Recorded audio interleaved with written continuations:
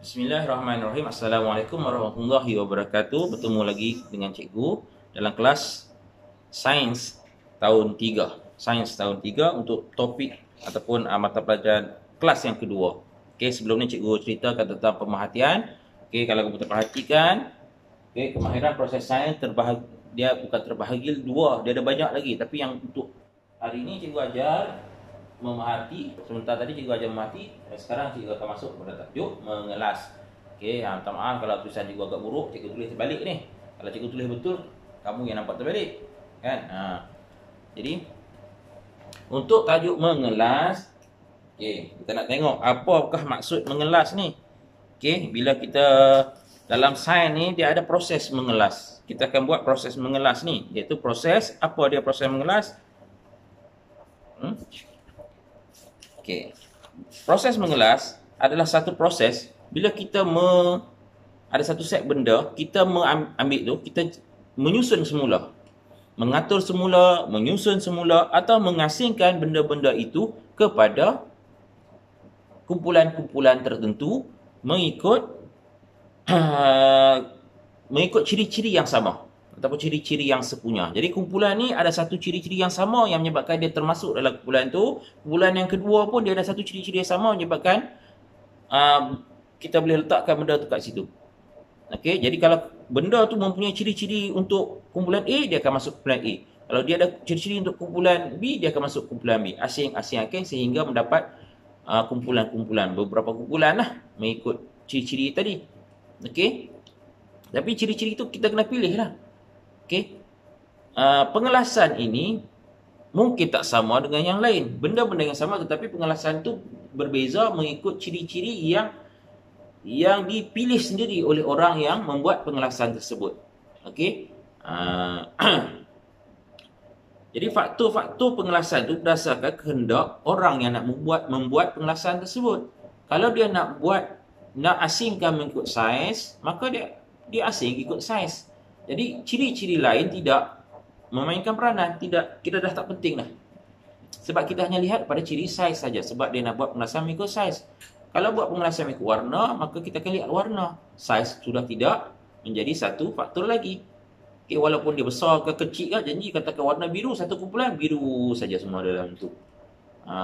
Saiz besar ke kecil ke, benda buat janji dia warna biru, maka dia akan masuk kumpulan biru.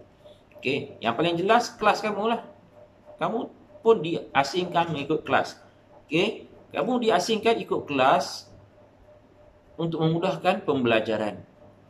Okey, jadi kamu diasingkan ikut kelas tu berdasarkan ciri apa?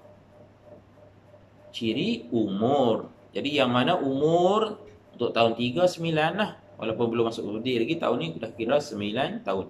Jadi yang mana 9 tahun akan dimasukkan dalam kumpulan kelas tahun 3. Okey.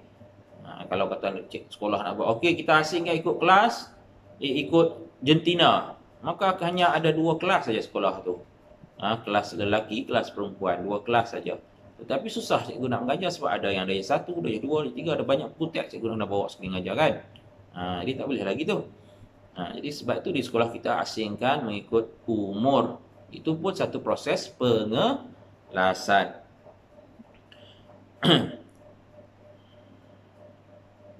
Okey,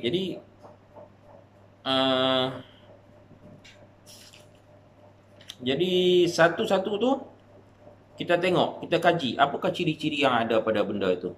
Okey, kita tengok dan benda tu kita tengok ada ciri-ciri yang sama, kita masukkan dalam satu kumpulan. Okey, apa lagi ciri-ciri yang kita boleh buat pengelasan? Okey, kita ada saiz, kita ada warna, kita boleh asingkan mengikut bentuk. Macam tadi kamulah boleh asingkan mengikut kelas, boleh asingkan mengikut jentina, boleh asingkan kalau barangan kita boleh tengok dari segi harga. Okey, jadi kita buatlah harga murah, mahal, bentuk 3 segi, 4 segi, bulat dan sebagainya. Jantina, lelaki, perempuan. Okey, saiz yang besar, saiz yang kecil. Kalau dia ada pelbagai lagi banyak saiz, kita boleh pecahkan lagi yang paling besar, yang sederhana dan yang paling kecil. Itu semua atas kehendak orang yang membuat pengelasan tersebut. Lagi, mungkin bahan yang diperbuat, projek tu dibuat dari bahan apa. Nanti kamu akan belajar tahun berapa tu ada tajuk bahan. Jadi bila kada nak buat pengelasan, kita tengok bahan tu dibuat daripada jenis-jenis bahan apa. Kita ada plastik, besi, kaca, seramik dan sebagainya. Itu juga kita boleh asingkan ikut bahan. Okey, selain daripada berat, yang berat sebelah, yang ringan sebelah, ataupun yang tinggi rendah, yang tinggi sebelah, yang rendah sebelah. Kalau murid-murid pula kita boleh asingkan mengikut unit uniform. Boleh masuk KRS satu kelas, pengangkat satu kelas, kumpulan sabit satu kelas, dapat 3 kumpulan. Kalau kita nak kumpulan yang lebih kecil, kita carilah yang lain pula. Kumpulan sabit, okey, pecah pula 2 kumpulan, lelaki dan perempuan. Nak kecil lagi, yang perempuan pula tahap 1 sebelah, tahap 2 sebelah. Nampak? Nak kecilkan lagi kumpulan tu, okey, daripada yang tahap 1 ni, siapa yang boleh baca sebelah, siapa yang tak boleh baca duduk sebelah. Dapat kumpulan pecah. Yang tahap 2 pula, yang pengawas sebelah, yang bukan pengawas sebelah. Pecah. Nampak? Jadi pengelasan kita boleh cabangkan, pecah cabang. Okey, tak ada masalah. Untuk buku teks kamu, dia bagi contoh stem. Okey, dia bagi contoh stem. Okey, jadi ada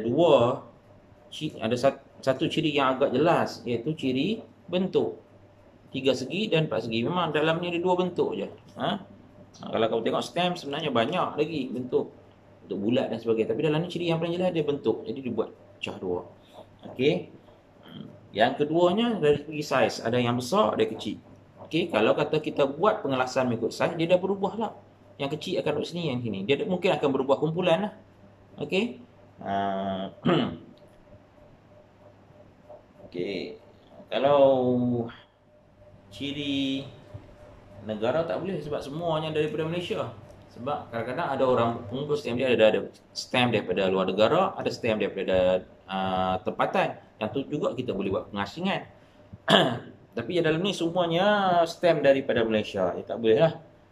Mungkin kamu boleh asingkan mengikut harga dah. Stem ni ada harga. Stem ni ada tulis 20 sen, 50 sen. Jadi mungkin murid-murid sekarang mungkin tak berapa familiar lah dengan stem. Sekarang ni jarang lah orang hantar surat. Jadi stem ni dia dikeluarkan, dia ada gambar mengikut peristiwa-peristiwa penting, dia akan cetak pada stem ni, dia akan bubuh. Kalau kata stem tu lebih besar dan lebih peristiwa tu agak bersejarah, dia akan harganya lebih tinggi lah. Okey, RM1, RM2 ke atas. Stem daripada luar negara. Zaman dulu ada orang berpost surat kepada kawan-kawan di luar negara, dia akan berbalas surat. Jadi stem tu dipakai kumpulkan. Okey, jadi sekarang dah hobi ni agak pupus dah.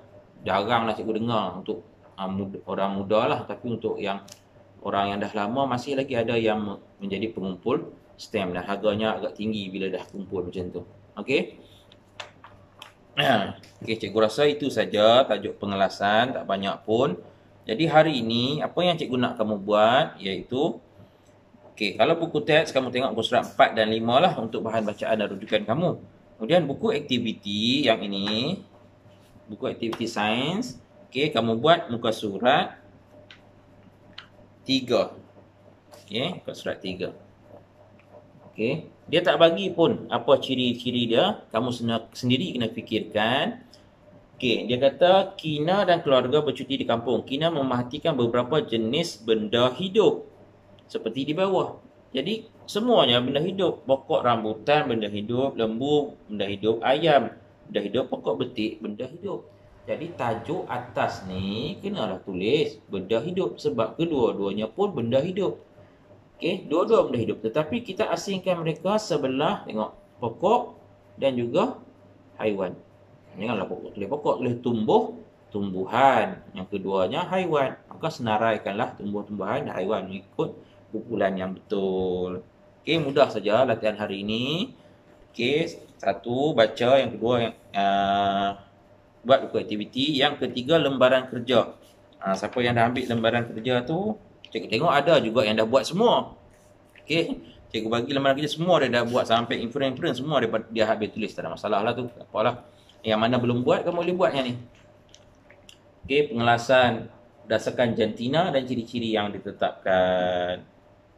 Jadi satu orang ni mungkin dia boleh duduk dalam dua kumpulan yang berbeza lah. Kalau ikut kumpulan ni tak boleh sebab dia pecah dulu lelaki perempuan, betul buat yang cermata tak cermata. Jadi satu orang yang satu je lah dia kedudukan dia. Sini ada 1, 2, 3, 4, 5, 6, 7, 8, 9 dan sini pun ada 9 tempat kosong. Jadi yang pertama asingkan dulu lelaki perempuannya tadi siap. Asing lelaki perempuan atau asing sehinggalah dia berada di kumpulan yang betul. Okey, cikgu rasa itu saja latihan. Dua latihan yang kamu kena buat dan buku teks yang kamu kena baca muka surat 3 dan 4 dan 5 saja. Okey, jadi kita berjumpa lagi pada masa akan datang. Jadi sekian saja daripada cikgu. Selamat belajar.